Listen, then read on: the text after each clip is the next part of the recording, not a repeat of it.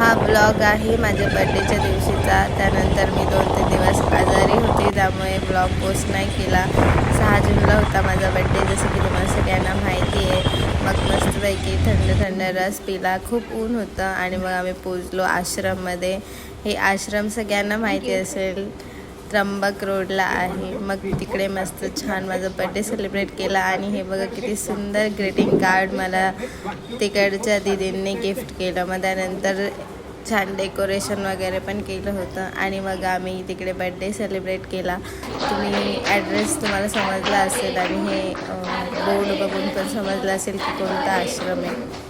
Almost सगळ्यांनाच माहिती आहे आणि मी असंही तिथे डान्स शिकवायला जाते समर वेकेशनमध्ये, त्यामुळे त्यांची आणि माझी खूप छान अटॅचमेंट आहे आणि ते माझ्या बड्डेची आतुरतेने वाट बघतात, जेवढी मी नाही बघत तेवढी जास्त।